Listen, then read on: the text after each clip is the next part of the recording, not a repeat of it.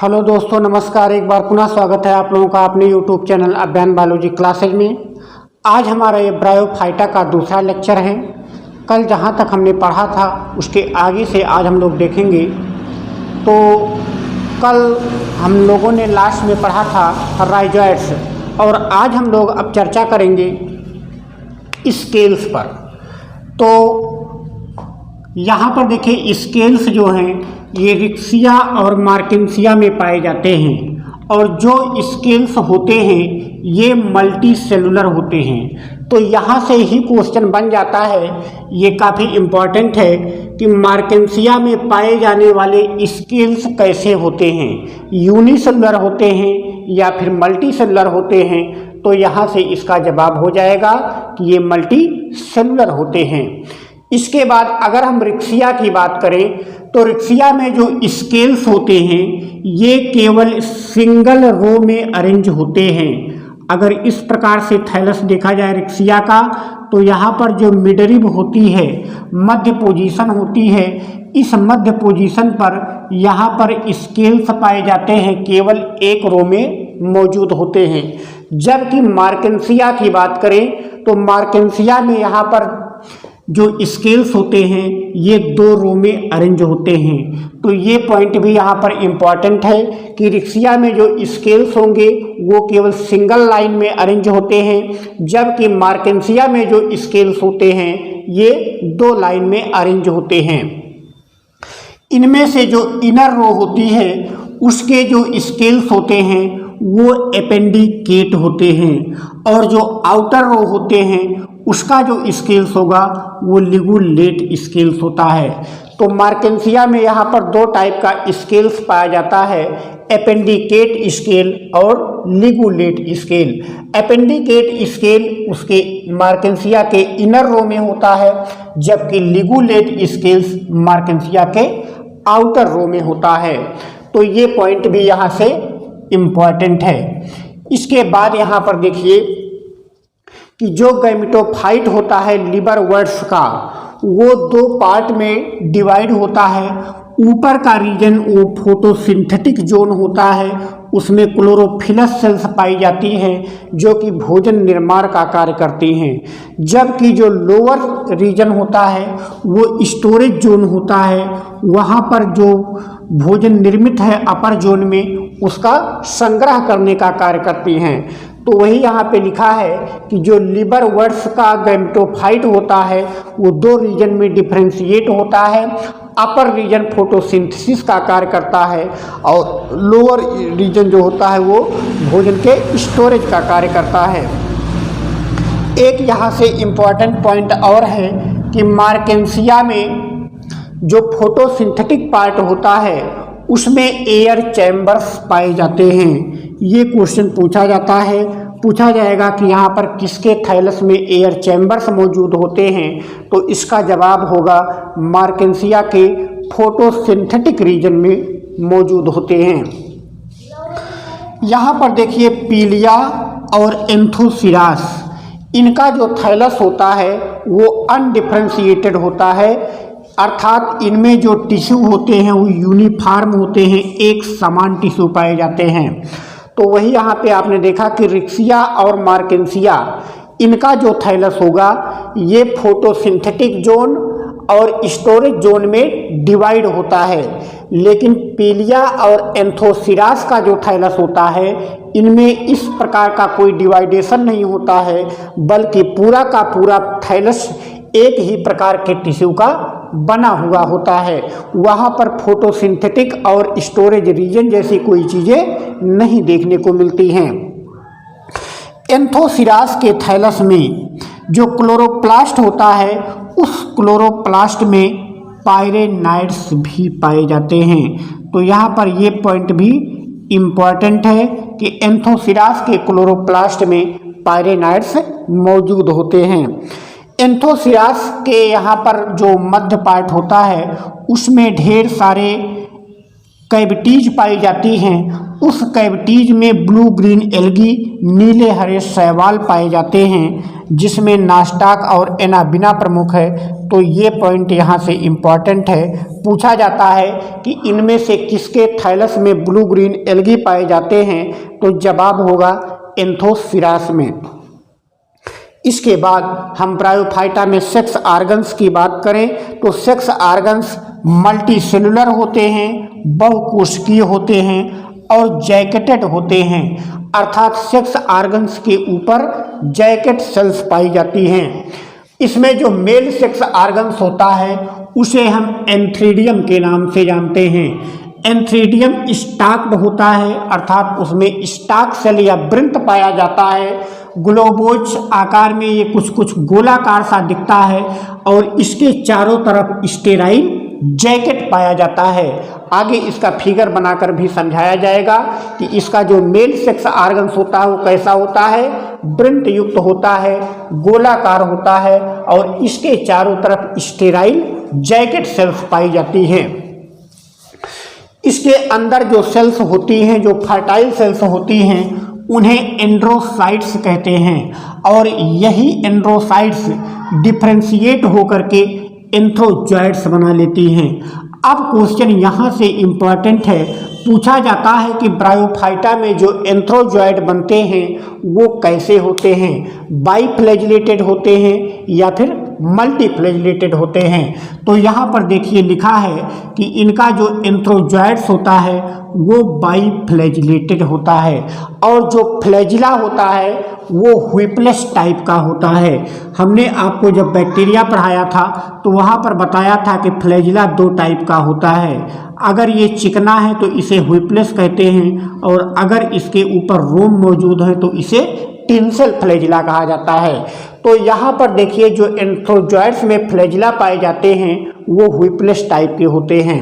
तो ये पॉइंट यहाँ से इम्पॉर्टेंट है कि इनका जो एंथ्रोजॉइड होता है वो बाइफ्लैजिलेटेड होता है और फ्लैजिला व्हिपलेस टाइप का होता है। फीमेल सेक्स आर्गन्स की बात करें तो इसे आर्चिगोनिया कहा जाता है। इसकी आर्चिगोनिया फ्लास्क शेप्ड होती है और इसके अंदर एग होता है। एग और एंथ्रोजॉइड जब आपस में मिलते हैं तो फर्टिलाइजेशन होता है। वही यहाँ पे लिखा है कि इसके फर्टिलाइजेशन के लिए वाटर नेसेसरी होता है, जल आवश्यक होता है। फर्टिलाइजेशन के बाद जाइगोट बनता है। जाइगोट का निर्माण कहाँ होगा, तो ये वेंटर में होता है। इसके बाद जाइगोट से एम्ब्रियो बनता है और फिर एम्ब्रियो डेवलप करके यहाँ पर स्पोरोफाइट बना लेता है। तो यहाँ से अब स्पोरोफाइट प्रावस्था शुरू हो जाती है। कहाँ से, जहाँ से जाइगोट बन जाता है, बाइन्यूक्लिएट बन जाता है। तो जाइगोट के बाद की प्रावस्थाएं वो स्पोरोफाइटिक प्रावस्था कहलाती है। स्पोरोफाइट अगर देखें तो ये एक डिप्लॉयड स्ट्रक्चर होता है, 2n होता है, शॉर्ट लिव्ड होता है, थोड़े समय के लिए पाया जाता है और डिपेंडेंट अपॉन गैमेटोफाइट, गैमेटोफाइट पर अपने भोजन के लिए ये डिपेंड होता है। ये डिपेंडेंसी भी दो प्रकार की हो सकती है, पार्शियल पैरासाइट या फिर टोटल पैरासाइट। अगर पूरी तरह से डिपेंड है तो उसे टोटल पैरासाइट कहेंगे, अगर यहाँ पर आधा अधूरा यहाँ पर डिपेंडेंट है तो उसे पार्शियल पैरासाइट कहेंगे।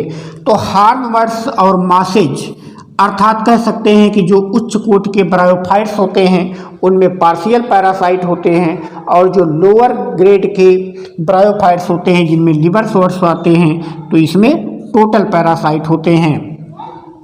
इनका जो स्पोरोफाइट होता है वो 3 पार्ट में डिवाइड होता है, जिसे फूट, सीटा और कैप्सूल कहते हैं। इसका जो फूट होता है वो गैमेटोफाइट से जुड़ा हुआ होता है और वहीं से वो भोजन सक करके या खींच करके स्पोरोफाइट को प्रदान करता रहता है। मिडिल का पार्ट सीटा के नाम से जाना जाता है और जो कैप्सूल वाला पार्ट होता है इसके कैप्सूल में स्पोर मदर सेल्स पाई जाती हैं। इस स्पोर मदर सेल में यहाँ पर मियोसिस डिवीजन होता है और मियोसिस डिवीजन के फलस्वरूप स्पोर बनते हैं और ये स्पोर हैप्लॉइड होते हैं। यहाँ से पुनः गैमेटोफाइट प्रावस्था प्रारंभ हो जाती है। इसके बाद रिक्सिया में देखें तो रिक्सिया में का जो कैप्सूल होगा उसमें रिक्सिया का जो स्पोरोफाइट होगा उसमें केवल कैप्सूल होता है। यहाँ पर आप देख रहे हैं कि स्पोरोफाइट में फूट, सीटा, कैप्सूल तीनों होते हैं, लेकिन रिक्सिया के केस में फूट और सीटा दोनों एब्सेंट होते हैं, केवल और केवल कैप्सूल प्रेजेंट होता है। तो यहाँ से ये क्वेश्चन बन सकता है कि सबसे सिंपल टाइप का स्पोरोफाइट किसमें पाया जाता है, तो यहाँ से जवाब होगा रिक्सिया में। एंथोसिरास में देखें तो एंथोसिरास में सीटा एब्सेंट होता है, जो बीच का पार्ट है उसके स्थान पर इंटरकैलरी स्टेम पाया जाता है। तो यहाँ से ये पॉइंट भी इम्पॉर्टेंट है, पूछा जाएगा कि किस ब्रायोफाइट में सीटा एब्सेंट होता है, तो यहाँ से जवाब हो जाएगा एंथोसिरास के थैलस में सीटा एब्सेंट होता है। और ये जो स्पोर बने हैं इनका प्रकीर्णन जो होता है बिखराव होता है। इसके बिखराव के लिए कुछ स्पेशल ऑर्गन्स पाए जाते हैं, उन्हीं के बारे में यहाँ पर दिया गया है कि स्पोर डिस्पर्सल या इनके बीजाणुओं का प्रकीर्णन किस तरीके से होता है।